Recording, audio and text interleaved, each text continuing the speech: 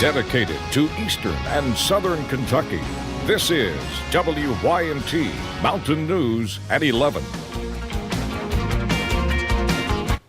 Well, day 6 of the search for a man accused of murdering his girlfriend in Whitley County intensified. Police say Nicholas Rucker has been on the run since last Wednesday, where he is being accused of shooting and killing his girlfriend, Vicki Connor, while at his home at in the Woodbine area of Whitley County. After several sightings the last few days, police say Rucker is armed and dangerous. This evening, several police searched the abandoned Mountain View Lodge off exit 25 in Corbin. Police say if you see him or have any information on Rucker, to immediately call 911. And the owners of a small business in Harlan County are recovering after their building was broken into early Monday. And they say this is not the first time someone's broke in. I talked with them today about how surveillance video helped find those responsible. Backstreet Vapes in Cumberland is a relatively new business, only about a year old. Unfortunately, they've had some problems in their short time open. Leading up to this, I know that we've had some other incidences that's gone on here. Wes Bailey and his son Caleb work at the store. It's been broken into before. And when Wes came into work Monday morning, the window had been knocked out, and I thought, well, here we go again. The front of the store smashed open, making it the second burglary in less than a year. Last time it was $1,000 or so, but this time, I'd say a rough estimate, $35,000 to $4,000 worth of stuff, I would say, total. And we recovered some of it, but some of it's still out there. Surveillance cameras did capture video of someone breaking in. We've learned 2 juveniles are facing charges. People wonder why places like Harlan County and Eastern Kentucky can have nice little businesses get started, because you have crime like this. With a small business like us, where we're not even paying ourselves yet, we're just putting money back into the shop. This is a hard hit. In the meantime, they're just trying to figure out how to recoup, and although some items were returned, they're still looking for hundreds of dollars worth of supplies. Now, if you have any information regarding those missing items, you're asked to call the Cumberland Police Department at 606-589-2105. Again, there is a $500 reward. The names are not being released due to the fact that the 2 are minors.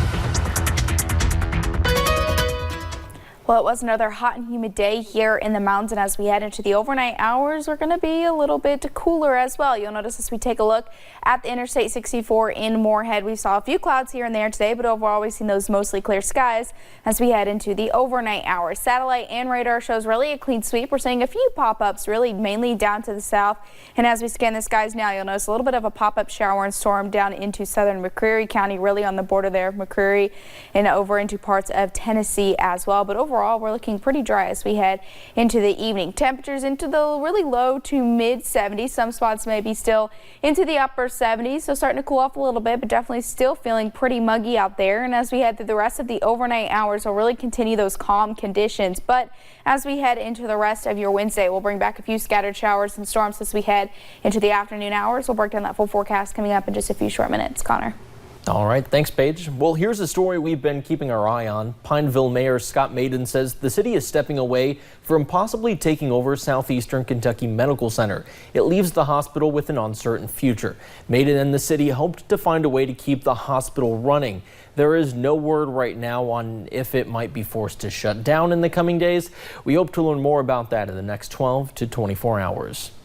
And some parents at Betsy Layne Elementary School protested outside this morning. They were upset about a recent decision made by the Floyd County Board of Education to suspend 4 employees. It comes after the Kentucky Department of Education launched an investigation of 2017 K-Prep test scores. The report says 3 administrators and a teacher would be reported to the Kentucky Education Profession Standards Board, which oversees educators' state licenses. The action upset some parents whose children attend the school. These people are good people. They would bend over backwards for every single child in that school. And what's been done to them is an injustice. It's a major injustice. Now, the 4 people named in the report have been suspended with pay, but will not be hired for future employment with the Floyd County School District. Superintendent Denny Atkins has released a statement, and you can read that whole thing on our website, WYMT.com. And we now know how long a Laurel County man will spend in prison for the death of his mother. Larry Hensley pleaded guilty earlier this month to murder and abusing an adult. His mother, Lou Hensley, was found dead in January of last year. Today, the judge accepting the Commonwealth's recommendation of 10 years on the neglect charge and 5 years for a reckless homicide charge. And a fire destroyed a Floyd County post office in Weeks-Bury Monday. WYMT's Buddy Forbes spoke to a postal employee who is also the former owner of the building. She tells us there was more behind the building's walls than just mailboxes. To some, it was just an old building. It wasn't just a post office. To Connie Jackson and many others in the Weeks-Bury community, it was much more. They would walk to the post office or ride a four-wheeler to the post office, and they would stand and talk and visit with everybody. Now the Weeks-Bury post office is a pile of ash and debris. It's pitiful. After a fire destroyed the building Monday morning. This was the last bit of history that we have here. The last in a line of historical landmarks to fade away. The fountain, the clubhouse, the movie theater, the bank, all of that was here, that's all gone now. Into nothing but a memory. There's nothing left, and this was the last historical piece that we had. Jackson said she will always remember the building for what it was to her. I had my first grandchild while I worked here. I lost my mom while I worked here. My husband battled cancer while I worked here. And I have been on my knees praying in this post office more times than you know. And the way it served the community for 110 years. In Floyd County, Buddy Forbes, WYMT Mountain News. Anyone who received their mail at the Weeks-Bury post office will now have to use the Melvin post office. For more, head on over to our website, WYMT.com. And 6 people marked a new beginning in Harlan County this afternoon. The individuals graduated drug court in a ceremony held in the Justice Center Tuesday, put on by the district and circuit court judges and the countless others that help. This shows that there's a future for those addicted, and this marks a change in their lives and a new future. This gives the community a chance to see that we are making some strides in catching these people when they're young. Now 6 people graduated in total. 2 of them couldn't make it because they were working. And Hazard Community and Technical College is helping their criminal justice students get better hands-on training.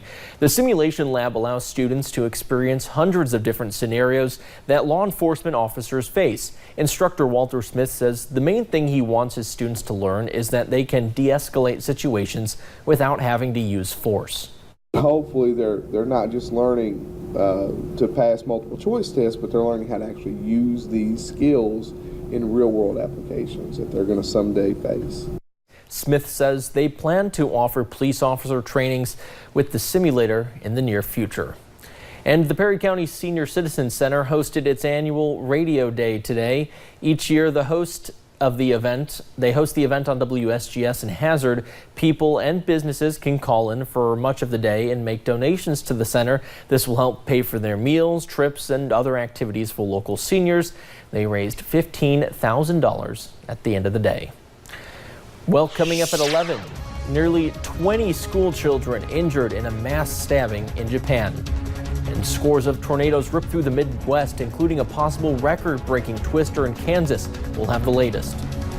And we'll bring back a few showers and storms for your Wednesday. We'll break down that full forecast in just a few short minutes.